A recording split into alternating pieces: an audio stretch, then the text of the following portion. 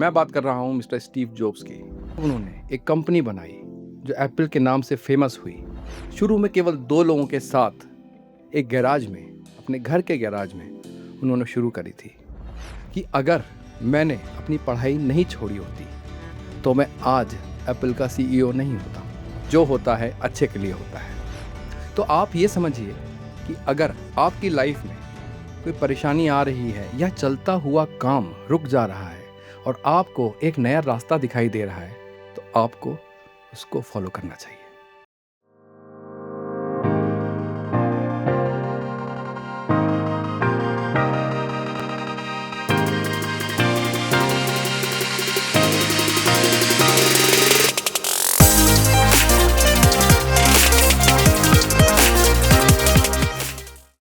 नमस्कार दोस्तों, मैं शालीन शर्मा अपने चैनल दी पॉडकास्ट फाइल्स में आपका स्वागत करता हूं। मैं उम्मीद करता हूं कि आप लोग अच्छे होंगे और मेरी बात सुन के खूबसूरत और हेल्दी भी होंगे। जैसा कि मैं हर वीडियो में कहता हूं, शीशे के सामने जाइए, अपने आप को देखिए, हेल्दी दिखिए, खूबसूरत दिखिए। तो उस चीज़ को आप फॉलो कर रहे होंगे और खूब सुंदर दिख रहे होंगे। चलिए, आपकी खूबसूरती में और 4 चांद लगाते हैं और एक आपको अपने एक्सपीरियंस से अवगत कराते हैं।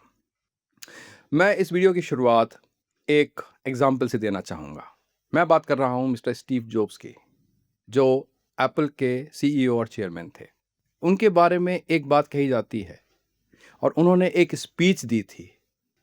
वो एक बहुत इम्पॉर्टेंट मैसेज दे दी है जो कि आज हम बात करने वाले हैं। वो क्या है? वो है कनेक्टिंग द डॉट्स। अगर हम उसको प्लेन भाषा में या हिंदी में बोलें तो जो होता है अच्छे के लिए होता है। इसका मतलब ये है, आप जो भी काम कर रहे हैं, जो आज आप प्रेजेंट में हैं, आप उसको एनालाइज कीजिए, अपने पास से रिलेट करने की कोशिश कीजिए कि जो पास्ट में हुआ, क्या उसके तार आज से जुड़ रहे हैं। थोड़ा सा और डीप में जाते हैं। एग्जाम्पल देता हूँ स्टीव जॉब्स जी का। उन्होंने क्या कहा था? उन्होंने कहा कि उनको जब वो क्लास 7th या 8th में थे, उनका मन पढ़ाई में लगता नहीं था। तो उन्होंने स्पीच में ये कहा कि मैंने अपनी पढ़ाई छोड़ दी। जी हाँ, उन्होंने पढ़ाई छोड़ दी। He was not a high school pass. वो 7th के बाद उन्होंने अपना स्कूल छोड़ दिया था। कारण क्या था? उनका मन नहीं लगता था पढ़ने में। उनका मन किसी और चीज़ में लगता था। He use to love something else, जो कि उनका पहला प्यार था, जो था टेक्नोलॉजी। तो वो उसी में आगे बढ़े और बाद में जब उन्होंने उस चीज़ को एनालाइज किया, जब उन्होंने एक कंपनी बनाई जो एप्पल के नाम से फेमस हुई। शुरू में केवल 2 लोगों के साथ एक गैराज में, अपने घर के गैराज में उन्होंने शुरू करी थी और वो 30 साल की उम्र तक आते आते $4 बिलियन की कंपनी बनी। अब वो इस चीज़ का श्रेय अपने आप को और अपने पास्ट को देते हैं। जब वो फ्यूचर में 30 साल के थे, तब उन्होंने इस चीज़ को एनालाइज किया कि अगर मैंने अपनी पढ़ाई नहीं छोड़ी होती या I should have not been dropped out of the school तो मैं आज एप्पल का सीईओ नहीं होता। तो मतलब उस टाइम पे तो उनको लगा कि पढ़ाई मैंने छोड़ दी, मेरा मन नहीं लग रहा कहीं पर भी, कुछ है नहीं करने के लिए। लेकिन जब फ्यूचर में उन्होंने उस चीज़ को जोड़ा अपने पास से, तो वो उनके भले के लिए हुआ। उसके बाद भी जब वो कंपनी के सीईओ बने और कंपनी को इतना ऊपर लेके गए, उसके बाद भी उनको कंपनी से निकाल दिया गया। तो उनको बहुत दुख हुआ। He was devastated. बट उन्होंने हार नहीं मानी। उसके बाद भी अब सोचिए, इतनी बड़ी कंपनी को खड़ा करना, उसमें कितनी मेहनत लगती है। It was a running successful company. और उसके बाद जब उन्होंने उसे छोड़ा तो एक अच्छे स्टेज पर, अच्छे मुकाम पे छोड़ा। लेकिन उसके बाद आप सोचिए कितना दुख हुआ होगा। फिर भी उन्होंने ये सोचा कि चलिए, शायद मैंने करेक्ट किया है डॉट्स को, तो यहाँ भी कुछ अच्छे के लिए ही हुआ होगा। और वो अच्छे के लिए ही हुआ। उसके बाद उन्होंने 2 कंपनी ज्वाइन करी, नेक्स्ट और पिक्सर। उसमें से बाद में एप्पल ने नेक्स्ट कंपनी की सक्सेस देखते हुए उस कंपनी को खरीदा और वापस वो एप्पल का हिस्सा हुई और स्टीव जॉब्स वापस एप्पल का हिस्सा बने। तो आप देख रहे हैं क्या हो रहा है उनकी लाइफ में। ये क्या हुआ? अच्छे के लिए हुआ। और जो टेक्नोलॉजी, जो ग्राफिक्स आज एप्पल यूज़ करता है, वो बिकॉज ऑफ नेक्स्ट यूज़ करता है। कंपनी का भला हुआ, मिस्टर स्टीव जॉब्स का भला हुआ। और स्टीव जॉब्स जी को वहीं से अपनी वाइफ भी मिली। तो डॉट्स ऐसे जुड़ते हैं। आप मेरा एग्जाम्पल लीजिए। मैं पॉडकास्ट या लोगों तक जुड़ने के लिए ये ज़रिया मैं सोचता भी नहीं था 5 साल पहले। 2 साल पहले मैंने सोचना शुरू किया कि मैं ऐसा कुछ करूँगा जिससे अपना मैसेज मैं लोगों तक पहुँचा पाऊँ। लेकिन मुझे मौका मिला अब 2 महीने 3 महीने पहले, और इस जगह में जहाँ से मैं ये वीडियो बना रहा हूँ, मैं इस जगह से पिछले 30 साल से जुड़ा हूँ। लेकिन जब मैं 30 साल पहले यहाँ आया था तो मेरे को मालूम नहीं था कि यहाँ पे मैं क्यों आया हूँ। ये जगह मुझे पसंद नहीं थी। उस टाइम पे मैं सोचा करता था कि इस जगह में आके क्या अच्छा है और मैं यहाँ क्यों आया हूँ, बट मुझे उस टाइम में जवाब नहीं मिला। आज प्रेजेंट में जब मुझे अपना पर्पस मिला है इस जगह में, तो मुझे अपने डॉट्स दिखाई देते हैं कि मैं यहाँ आज से 30 साल पहले क्यों आया था। शायद अगर मैं इस जगह को नहीं जानता तो मैं यहाँ पर नहीं आता।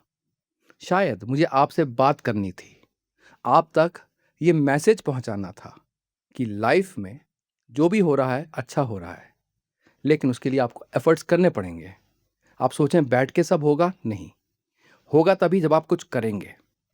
तो अपने पुराने डॉट्स जब मैंने जोड़े तो मुझे आज का प्रेजेंट मिला, और इसी प्रेजेंट से मेरा फ्यूचर भी लिखा हुआ है।